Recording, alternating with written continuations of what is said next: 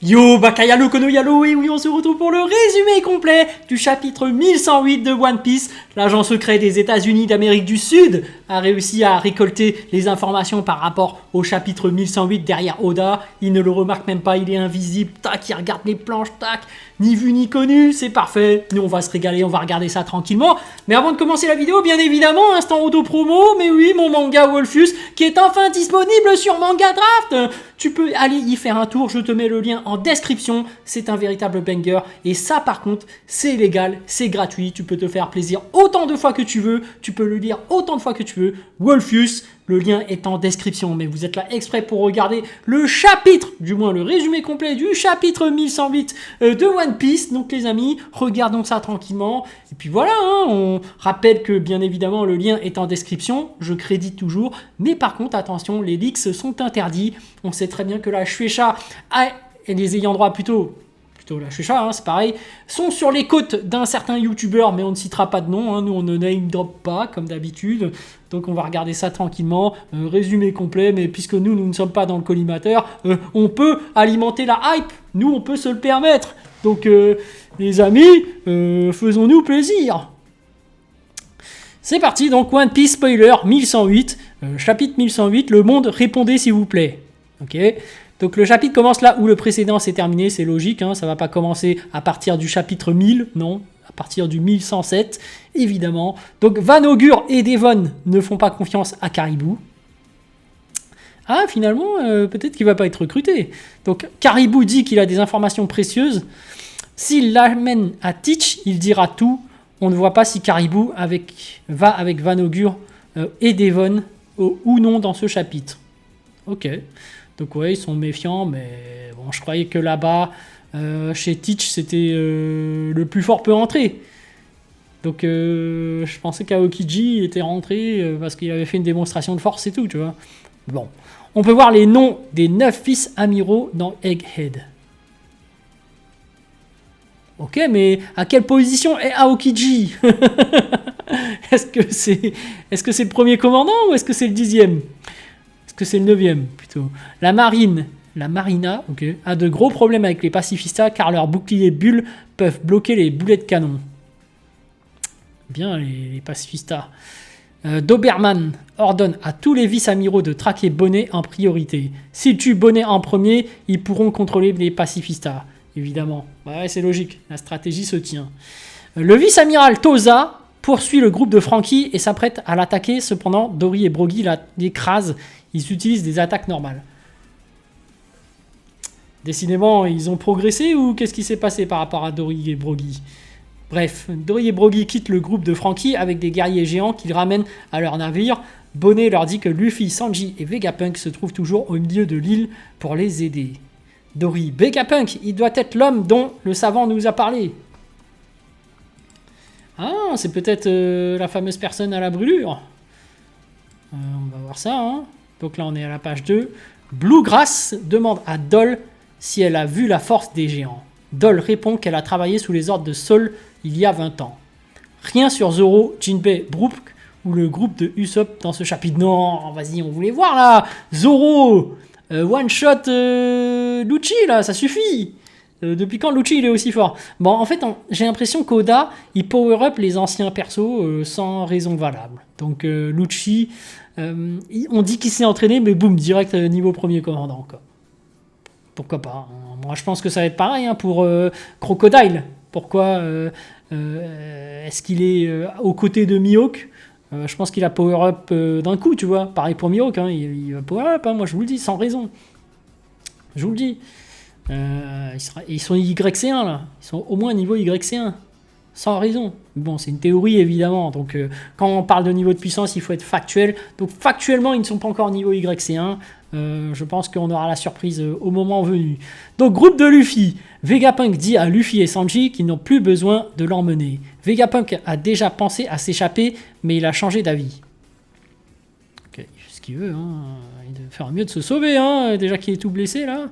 Vegapunk qui dit « Il y a quelque chose sur l'île d'Egghead que je dois protéger. » L'arme antique? Qu'est-ce que c'est? Est-ce que c'est la source d'énergie? Vegapunk dit aussi à Luffy de protéger Bonnet. Vegapunk prévoyait de révéler à Bonnet le contrôle des pacifistas lorsqu'elle serait plus âgée. Mais maintenant que tout le monde le sait, Bonnet sera chassé. Oh, c'est bon, pas de cachotterie là. Elle était déjà chassée. Ça suffit. Bon, allez, pourquoi pas. Saturne revient pour faire face à Luffy. Saturne prend une nouvelle forme, probablement sa forme de créature à 100%. Le corps de Saturne est beaucoup plus grand et ressemble à une araignée avec d'énormes yeux effrayants. Il est niveau Yonko là. Là, Saturne, il va être niveau Yonko. Saturne attaque Luffy et Sanji avec des fouets empoisonnés qui ressemblent à des tentacules. Luffy les évite tout en plaisantant. Oui, c'est Gear 5. Donc voilà. Sanji porte Vegapunk et échappe également aux attaques de Saturne. J'ai entendu parler que Saturne, sa transformation, là, il aurait apparemment 6 bras. Donc là, on ne sait pas trop, mais apparemment, c'est vraiment une grosse araignée. Vegapunk qui dit « Oh, oh, hey, je crois qu'avoir dit de me laisser tranquille, Sanji. » Sanji, ouais, reste tranquille, attendez. Et là, soudainement, Kizaru apparaît et donne un coup de pied à Sanji. Vegapunk tombe dans les bras de Sanji et Kizaru poignarde Vegapunk avec son épée légère. Non, Sanji, mais qu'est-ce que tu fais? Je croyais que t'étais du même niveau qu'un amiral. Là, ça veut dire que... Non, là, ça veut dire que Kizaru, il a attaqué par surprise, hein, peut-être. Parce qu'il lui a mis un coup de pied à Sanji. Ouais, c'est une attaque surprise, hein, je vois que ça. À moins que Ryo Sensei ait tort. Parce que Ryo Sensei a dit qu'ils étaient de même niveau. Donc, bon, après, quand on dit même niveau, c'est pas pour autant qu'il y en a un qui peut pas mettre un coup à l'autre, tu vois. Donc, bon, on peut pas vraiment dire qu'il a raison ou il a tort. Bon, et voilà. Hein. Luffy voit ce qui se passe et dit à Sanji de porter Vegapunk et de s'enfuir. Luffy se transforme alors en géant, il est très sérieux. C'est parti. Là, on est niveau Yonko, là. Dans une double page épique, Luffy attrape la tête de Saturne avec sa main gauche et le corps de Kizaru avec sa main droite en même temps. Ah, c'est niveau Yonko, voilà. Mais oui. Corps de Kizaru avec sa main droite. Kizaru tousse du sang pendant que Luffy l'attrape. Là, il te montre vraiment qu'un amiral, ça vaut pas un Yonko. Hein. Là, Luffy sourit. Il n'y a pas moyen. Je vais vous laisser faire. Kizaru, qui ne dit rien. Ouais, là, Luffy, il montre une démonstration de puissance. Mais, d'un autre côté, on voit que la capacité de Saturne peut se régénérer. Mais n'empêche qu'il se fait maîtriser aussi, hein, Saturne, hein, par Luffy, apparemment. Sanji et Vegapunk sont maintenant loin de la bataille. Nous pouvons voir le géant Luffy au loin.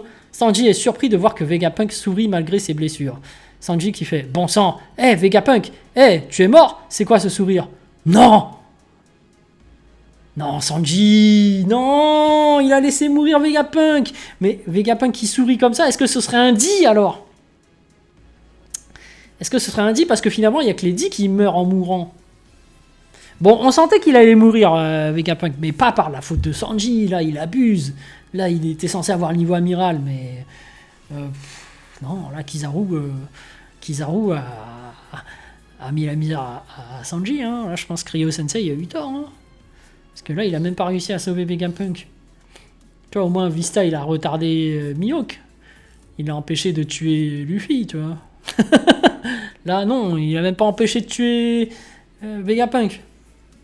Non, là, Ryo Sensei, là, il a eu tort, hein, peut-être. Bah après, Ryo Sensei fait un jugement factuel sur le présent. Donc là, c'est l'avenir.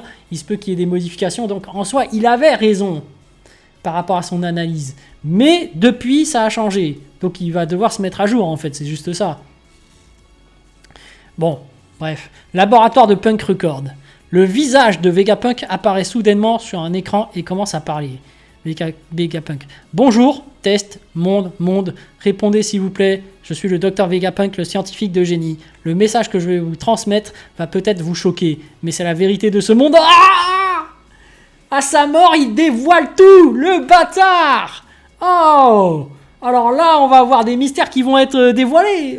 Peut-être le siècle oublié, peut-être le dit. Qu'est-ce qu'il va dire, Vegapunk? J'espère qu'il va dire quelque chose d'intéressant. Mais là, il dévoile au monde tout ce qui se passe. La présence peut-être de Im-sama. Aïe, ah, ça avance bien là, ça va être cool les amis. Le prochain chapitre promet du lourd. Moi j'ai hâte de voir le prochain chapitre. Mais sur ce, je vous dis donc à plus dans le bus, ou plutôt à plus tard dans le car, ou plutôt à bientôt dans le bateau.